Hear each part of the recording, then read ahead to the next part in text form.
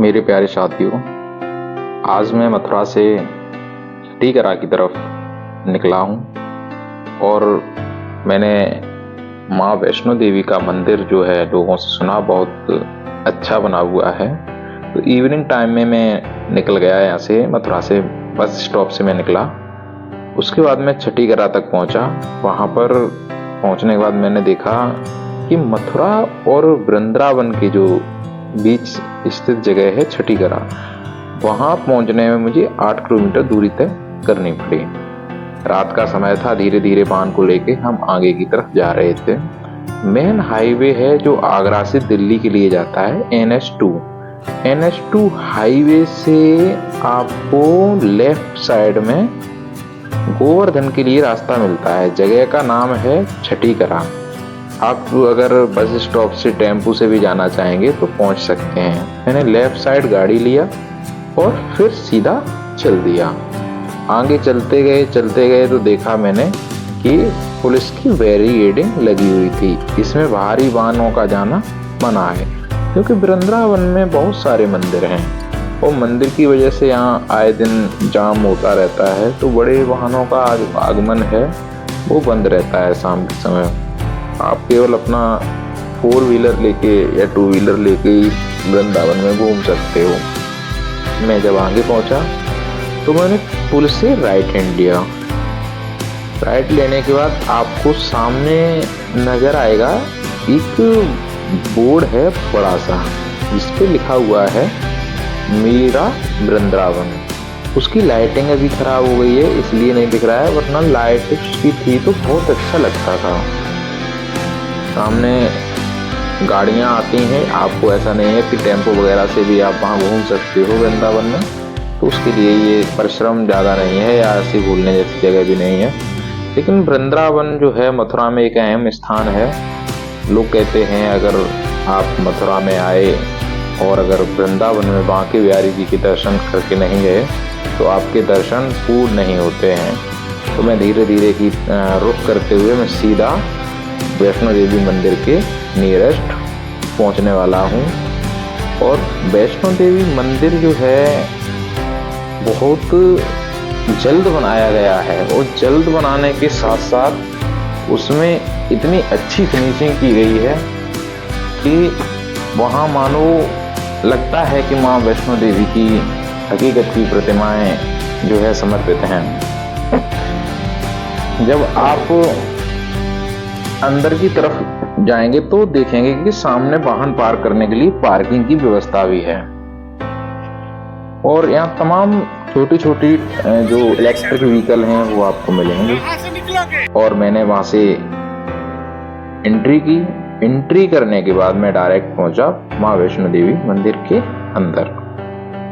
वहां जाने के बाद मैंने सामने देखा माँ वैष्णो देवी जागरण स्थल।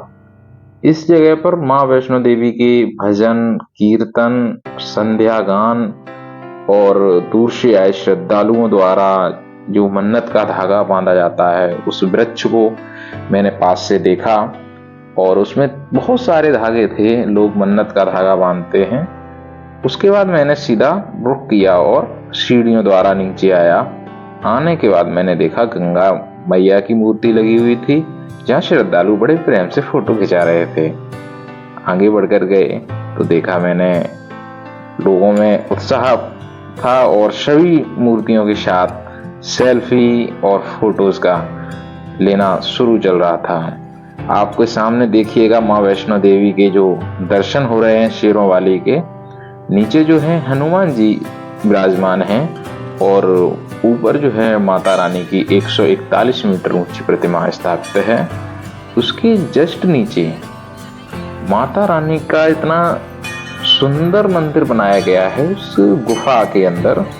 तो आपको मैं गुफा में लेके चलता हूँ माँ वैष्णो देवी के मंदिर के, और आप देखेंगे तो इतना अच्छा लगता है। यहाँ पे सभी देवी हैं, पृथक पृथक करके समस्त देवियों का चित्र अंकन है इसमें। और साफ सफाई की तो ये कहिएगा कि बहुत अच्छे से की जाती है। आप देख ही रहे होंगे अंदर की तरफ श्रद्धालुओं का जो है भीड़ उमड़ रही है और श्रद्धालु बड़े प्रेम से इसमें अपना आवागमन कर रहे हैं, कोई भीड़ नहीं रहती है, कोई धक्का मुक्की नहीं है, कुछ नहीं, बड़े प्रेम से दर्शन होते हैं। बस आप समय से जाइएगा, जब भी जाइए माँ वैष्णो देवी मंदिर घूमने के लिए कम से कम आप 2 घंटे लेकर जाइएगा। और फैमिली के साथ अगर आप जाएंगे तो सबसे अच्छा प्लेस है घूमने के लिए। और मैं पहुंचा सामने माँ वैष्णो देवी की जहाँ मूर्ति स्थापित है। पहले मैंने माँ वैष्णो देवी के दर्शन करना उचित समझा, फिर उसके बाद मैंने अगल बगल के सारी चीज़ों को दिखाना ठीक समझा। देख रहे होंगे श्रद्धालुओं द्वारा माँ वैष्णो देवी को अपना सादर प्रणाम प्रेषित किया जा रहा है। और साइड से मैं नीचे की तरफ चल दिया। श्रद्धालु तैयार होकर के जा रहे थे और सभी लोग बड़े प्रेम और उत्साह से माता रानी के दर्शन कर रहे थे। इतनी सुंदर जो है लाइटिंग, फिनिशिंग और साफ सफाई, मुझे तो बहुत अच्छा लगा।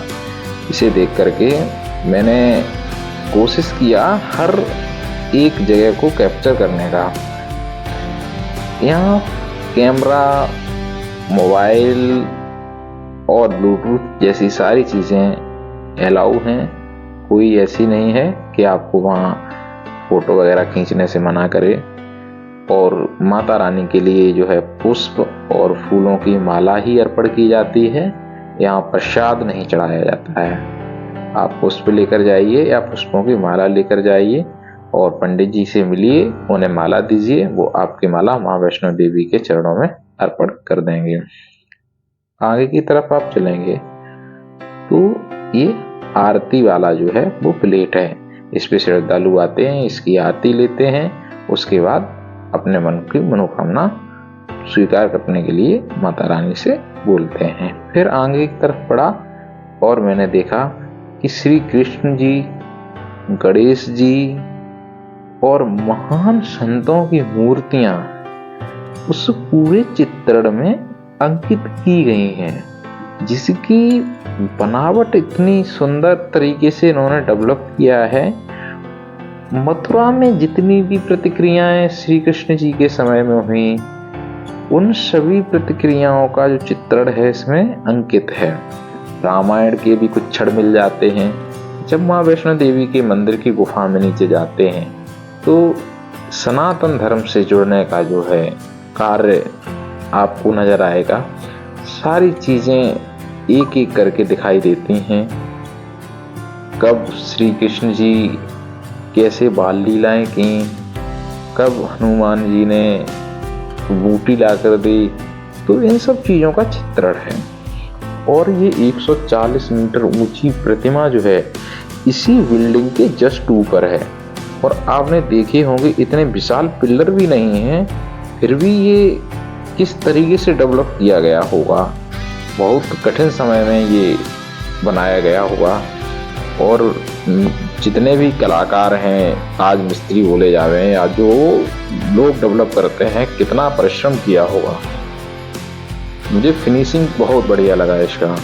फिर मैंने क्या किया, अंदर घूमने के बाद एग्जिट पॉइंट से मैं बाहर की तरफ चल दिया। मैंने सोचा बाहर की तरफ चल के आप लोगों को बाहर का नज़ारा भी दिखाया जाए। मंदिर में एग्जिट पॉइंट करने के लिए गया तो मैं फिर देखा कि आगे से और घूमने का रास्ता है। ये करीब आपका जो बना हुआ है मंदिर, ये 20 एकड़ जमीन में बना हुआ है, जिसमें गुफा, माता रानी की प्रतिमा और एंट्री गेट, एग्जिट गेट और पार्क, ये सारी चीजें इसमें व्यवस्थित हैं। माता रानी के मंदिर के अंदर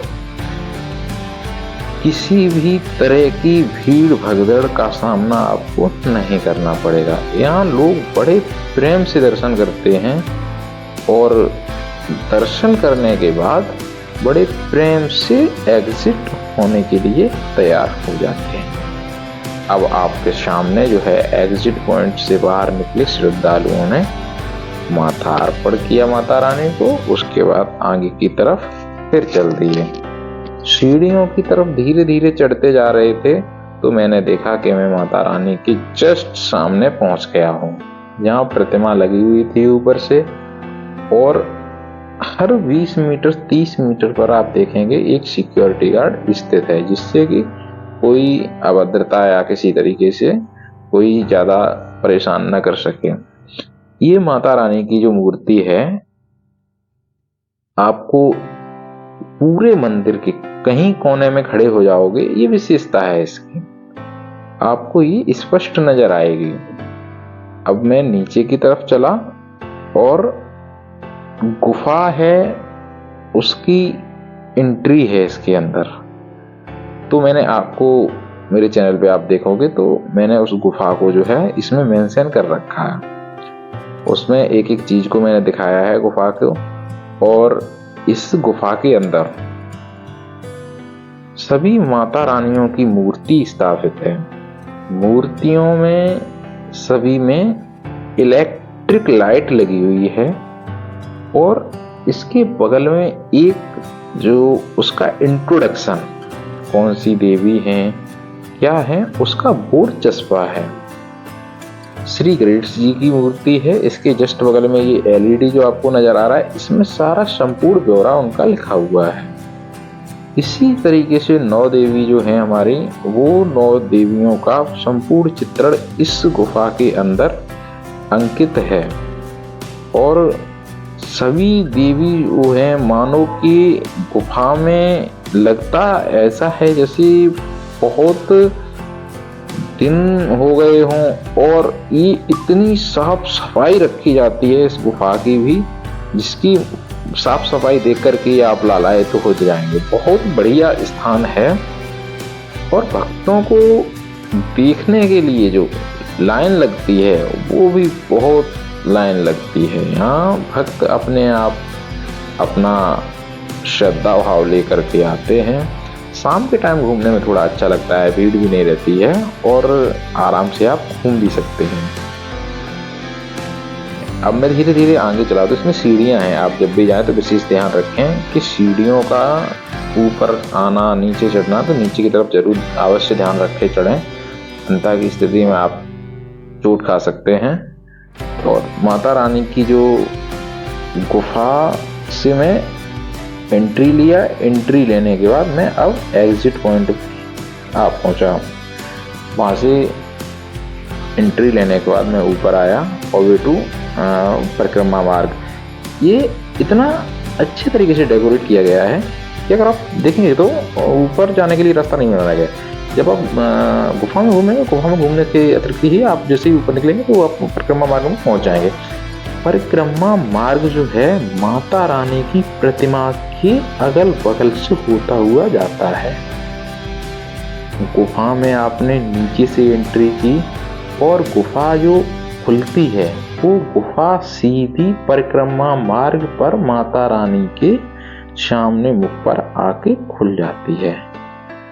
अब मैंने ये देखा कि मैंने परिक्रमा में पूरी कर ली है। उसके बाद फिर एग्जिट पॉइंट के लिए गुफा से ही एंट्री कर दी मैंने, और इसी गुफा के द्वारा भक्तों में बाहर की तरफ निकलूंगा। दोनों गुफाएं जो हैं माता रानी के परिक्रमा मार्ग के ही मध्य बनाई गई हैं, और ये मंदिर सन 2006 में इसका निर्माण शुरू हुआ। 2010 में ये बनके तैयार हो गया। बहुत ही कम समय में बहुत ही अच्छे तरीके से फिनिशिंग दे करके इस मंदिर का डेवलपमेंट कराया गया है। आपको संज्ञान के लिए बताएं, ये मंदिर जो है मथुरा से 8 किलोमीटर है छठीकरा।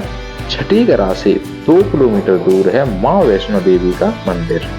आप आराम से वहां जा सकते हैं, दर्शन कर सकते हैं। बस से जा सकते हैं, टेम्पो से जा सकते हैं, अपने कार से जा सकते हैं, और ट्रेन से भी आ सकते हैं। रास्ता बड़ा सरल और सुगम है। आपको यहाँ कोई अतिरिक्त परेशानी झेलने की आवश्यकता नहीं है। आपके सामने बाहर की नज़ारा आ गया है। सामने वाटरफॉल है, बड़ा सा गेट जो आपको नजर आ रहा है एज एन एंट्री गेट है। यहाँ से आपको प्रसाद मिलेगा, माता रानी का प्रसाद लेकर के हम चल दिए प्रेम से बोलो भक्तों, जय माता दी। और मैंने आके बाहर देखा, लॉकर से सामान उठाया, मैंने गाड़ी को उठाया और मैं